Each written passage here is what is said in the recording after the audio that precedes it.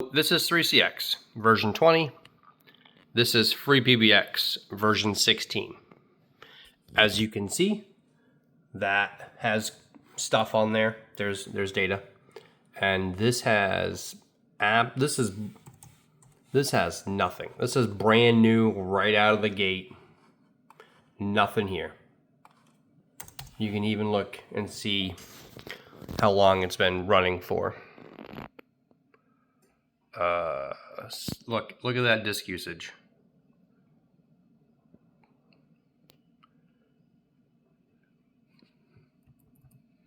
Look, 14 minutes is how long it's been on here for.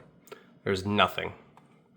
What we are going to do is restore this system to this system. We're going to convert it with an app I wrote. As you can see, this is my FreePBX system. I have putty here. I moved over the files necessary, like the backup file, and this is the file I wrote. Okay, so this is the file right here. We just have to update the backup name. Well, I think it's called backup. I might have to, hold on.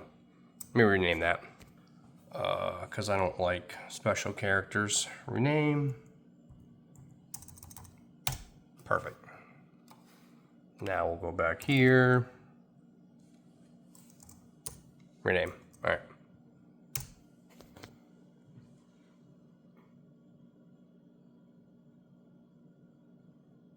So it's extracting everything, and then it's building a zip file, and then it restores into the FreePBX. Wow.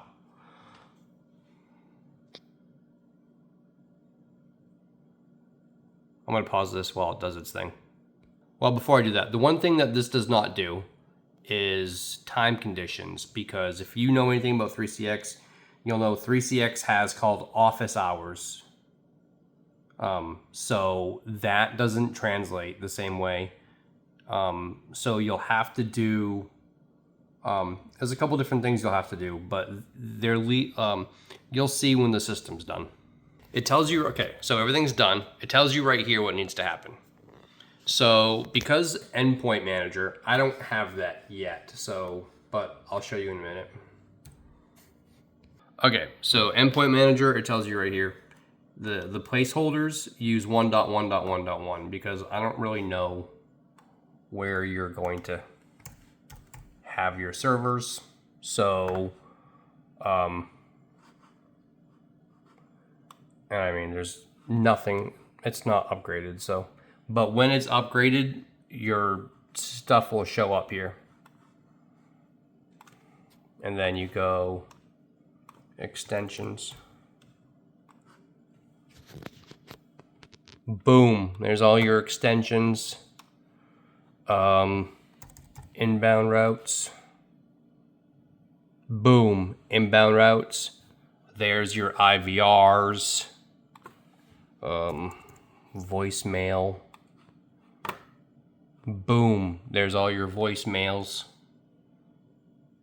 All in one system. Everything's all moved over. Trunks. I use SIP trunk. Boom. Now there's two SIP trunks. You just have to go insert your stuff here. And I did that for a reason so that it's not registered on both systems. The one thing you should do is this. Rebuild all, which is just FTP console endpoint rebuild all.